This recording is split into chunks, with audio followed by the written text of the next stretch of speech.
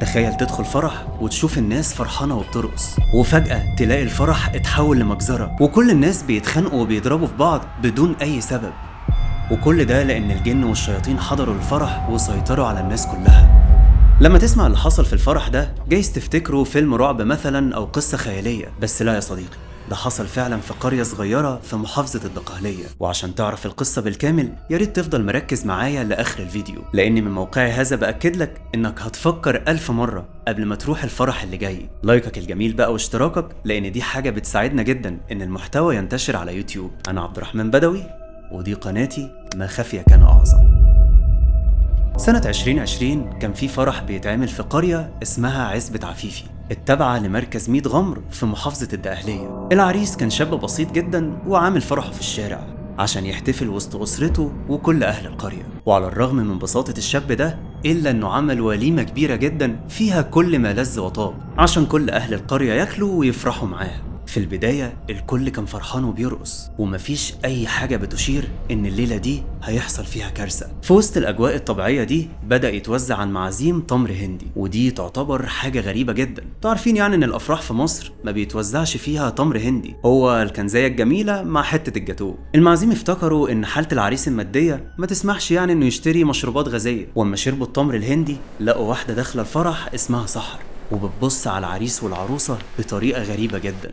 سحر دي كانت معروفة وسط أهل القرية كلهم إن اسمها زازا، وكل الناس كانوا بيكرهوها لأنها ساحرة وبتاعت أعمال، ولكن الناس استغربوا وجودها في الفرح لأنها منعزلة وما بتحضرش أي أفراح نهائي. ومجرد ما قربت زازا على الكوشة اللي قاعد فيها العريس والعروسة وقع العريس فورا على الأرض وحصل له حالة تشنجات غريبة وفضل يتهز كأنه بيطلع في الروح. ومش بس كده، ده كمان كل أهله حصل لهم زيه بالظبط ووقعوا على الأرض وفضلوا يصرخوا. وبعد دقيقة بالظبط العريس قام من على الأرض وبدأ يضرب في أي حد قريب منه وزعق لعروسته بدون أي سبب وقال لها امشي من هنا، أنا مش عايز أشوف وشك تاني. وفجأة المعازيم هم كمان وقعوا على الأرض واحد ورا التاني وحصل لهم نفس حالة التشنجات ولكن بطريقة هستيرية. وأول ما قاموا من على الأرض بدأوا يتكلموا بطريقة غريبة وصوتهم اتغير وبقى غليظ جدا لدرجة إنك لو سمعته هتحس إن ده مش صوت بشر. وفجأة هجموا على بعض وبدأوا يتخانقوا ويضربوا في بعض كأن في حد مسيطر عليهم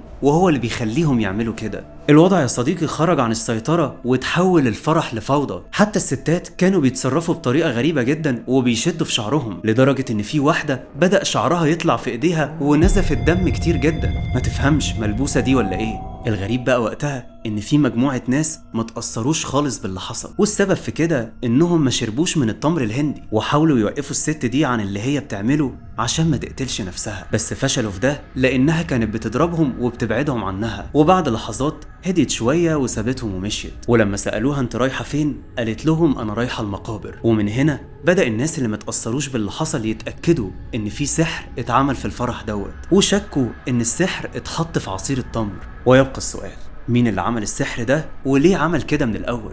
ممكن يجي في بالك ان في حد من اهل العريس او العروسة هو اللي عمل كده عشان بيحقد على العروسين مثلا، ولكن مش دي الحقيقة، لان الساحرة زازا هي اللي عملت كده وحطت السحر في عصير التمر وخلت جوزها سيد يساعدها ويوزع العصير على الناس، وكل ده عشان تنتقم من اهل القرية لانهم بيكرهوها وبيبعدوا عنها، وكمان بيمنعوا اي حد غريب انه يروح لها البيت عشان ما تعملش سحر لحد. ده بالنسبة لها كان سبب كافي جدا يخليها تعمل كده في اهل القرية. السحر يعتبر اكل عيشها وهم بيقطعوه عنها. المهم خال العريس قرر انه ياخد العريس والعروسة ويدخلهم لشقتهم عشان محدش فيهم يتأذي بسبب اللي بيحصل في الفرح، ولكن هما الاتنين رفضوا، كانوا بيمنعوه لانهم لسه متأثرين بالسحر لدرجة انهم حاولوا كمان يضربوه. وساعتها خال العريس قرر ياخدهم غصب عنهم وجاب ولاده ومسكوهم عشان يودوهم شقتهم بالعافية. وبعدها خال العريس اتصل بواحد من الشيوخ وحكاله كل اللي حصل في الفرح وطلب منه انه يجي بسرعة عشان يحل المشكلة دي قبل ما الفرح يتحول لمجزرة.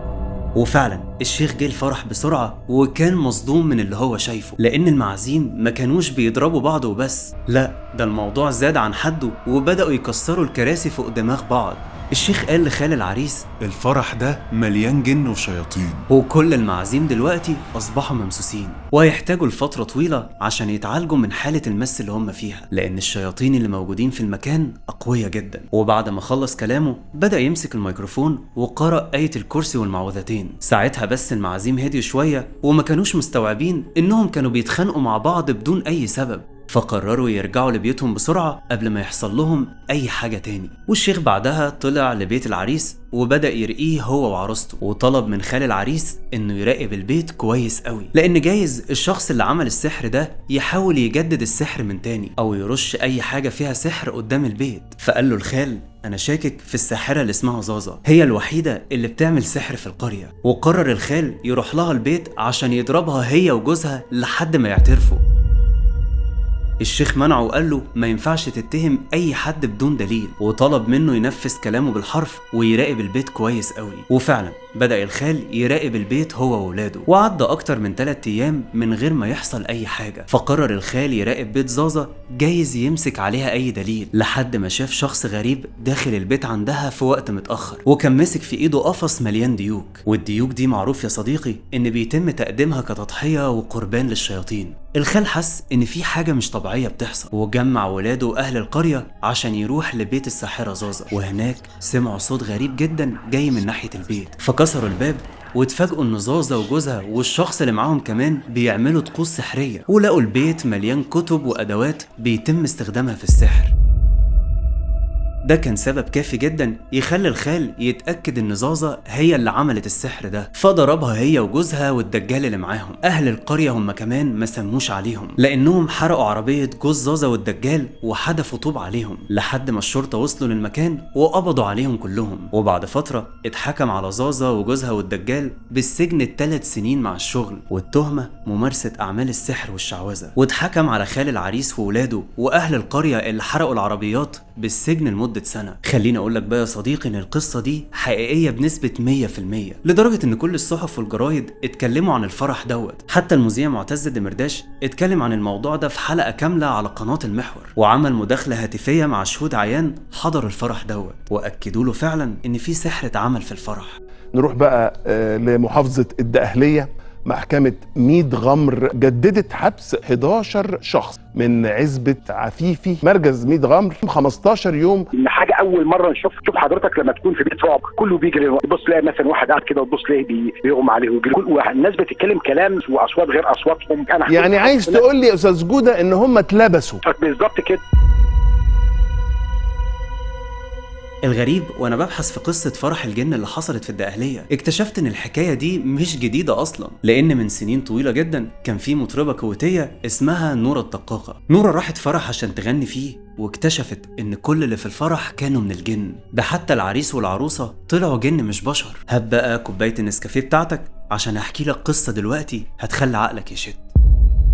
سنة 1997 وتحديدا في دولة الكويت الشقيقة كان في مطربة شعبية اسمها نورة الدقاقة. نورة كانت أشهر واحدة وقتها بتحيي أفراح في الكويت كلها. وفي يوم جه مكالمة لنورة من واحدة ست طلبت منها إنها تيجي تغني في فرح بنتها في يوم الجمعة في منطقة الصباحية التابعة لمحافظة الأحمدي. ولأن يوم الجمعة هو يوم أجازة نورة رفضت إنها تحيي الفرح دوت، وقالت لها أنا ممكن أقولك على مغنيين تانيين ييجوا يحيوا الفرح ده مكاني. ولكن الست صممت إن نورة هي اللي تيجي وتحيي الفرح دوت بحجة يعني إن بنتها بتحب صوتها جدا، وترجتها إنها تيجي تحيي الفرح وما تكسفهاش. فاضطرت نورة توافق عشان ما تحرجش الست دي، واتصلت على الفرقة بتاعتها وقالت لهم على عنوان بيت العروسة عشان يقابلوها هناك. ولما راحوا للبيت اكتشفوا إنه قصر كبير جدا ومليان زينة وإضاءة كتير، وكان واضح إنه بيت ناس أغنياء. وساعتها جه والد العروسة ورحب بنورة وأخدها هي وفرقتها للغرفة اللي هيجهزوا نفسهم فيها، وقال لهم الفرح هيبدأ كمان نص ساعة. وأول ما مشي اتكلمت واحدة من الفرقة اسمها شمس مع نورة وقالت لها أنا مش مرتاحة للناس دي وحاسة كده إنهم ناس مش طبيعية، لأن لاحظت إنهم واقفين مع بعض وما بيتحركوش نهائي زي ما يكونوا تماثيل مثلا. فردت عليها نورة وقالت لها احنا مالنا، خلينا نغني وخلاص. وبعد ما خلصت نورة تجهيزاتها هي والفرقة بتاعتها راحوا الفرح واتفاجئوا ان المعازيم عددهم كبير جدا. الغريب ان العريس والعروسة كانوا لابسين اسود وكأنهم جايين عزا مش فرح، والمعازيم ما كانوش بيتحركوا من مكانهم زي ما شمس قالت بالظبط. فاستغربت نورة الموضوع وقالت لنفسها ان العرسان ممكن يكونوا من بلد تانية غير الكويت، واللبس ده من تقاليد الفرح عندهم. وبعدها بدأت نورة تغني لحد ما عدى نص ساعة وبدأت تحس بالتعب، فقررت انها تريح شوية وطلعت للدور التاني عشان تدور على أوضة فاضية تغير فيها هدومها وتمدد جسمها شوية. بس اتفاجئت ان الدور قديم جدا ومليان تراب وكأنه شكله مهجور، مع ان الدور اللي تحت نضيف جدا ومليان بالديكورات الحديثة. وساعتها نورة شافت أوضة مقفولة وبدأت تخبط على الباب عشان تشوف يا ترى في حد جوه ولا لأ، ولكن محدش رد عليها. واتفاجئت ان الباب بيتفتح لوحده، ولما دخلت الأوضة لقيتها فاضية ومفيهاش غير سرير واحد بس. وقبل ما تغير هدومها بدأت تحس انها دايخة وقررت تنام شوية على امل يعني ان الدوخة اللي عندها دي تروح. وساعتها حلمت بكابوس لواحدة ست شكلها مرعب ولابسة فستان اسود وبتجري وراها. فصحيت نورة من النوم وهي مفزوعة وقررت تخرج من الأوضة ديت، بس باب الأوضة ما كانش راضي يتفتح نهائي. وسمعت نورة صوت خطوات حد جاي ناحية باب الأوضة، وفجأة لقت ان الباب بيتفتح لوحده تاني وواقف قدامها الست اللي شافتها في الحلم. فترعبت نورة واكتشفت ان الست دي اختفت.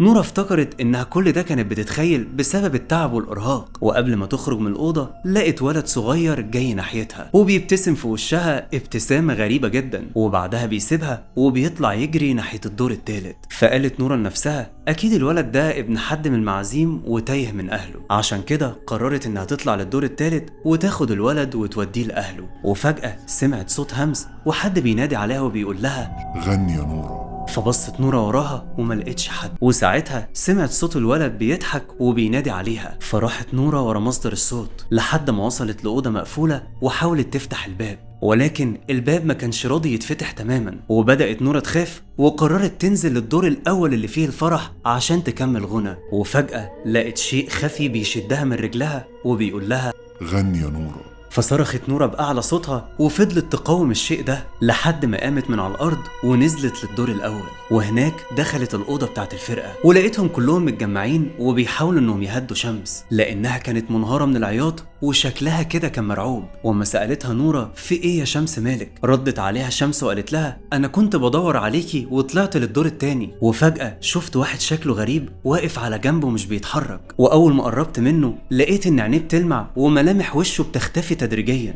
وساعتها ظهر لها شخص ضخم جدا وطوله حوالي 3 متر وشكله كان مرعب، وهددها انه هيقتلها لو ما نزلتش من الدور ده حالا. فترعبت شمس وطلعت تجري بسرعة وهي منهارة من العياط ودخلت للأوضة بتاعت الفرقة. نورة طبعا اتصدمت من كلامها وقالت لها شمس احنا لازم نمشي من القصر ده فورا. فردت عليها نورة وقالت لها انا شاكة كده ان الناس اللي في القصر دول سحرة ومستحيل يسيبونا نمشي بسهولة، عشان كده لازم نكمل العرض ده ونمشي بهدوء بدل ما هم يأذونا. فاقتنع كل افراد الفرقة بكلامها وراحوا للفرح وبدأوا يعزفوا ويغنوا مع نورة. واول ما الساعة جت 12 المعازيم بدأوا يرقصوا بطريقة غريبة جدا وبيرددوا كلمات الأغنية بتاعت نورة وصوتهم كان مرعب جدا وغليظ. وفجأة نورة وفرقتها اتصدموا ان رجل المعازيم بتتحول لرجلين معيز، وساعتها اترعبوا وفهموا ان المعازيم دول جن مش بشر اساسا. ومن شدة خوفهم ما قدروش يكملوا غنى مع نورة وكانوا بيعزفوا على الآلات الموسيقية وهم مرعوبين وخايفين من الجن. اما نورة فحاولت تتماسك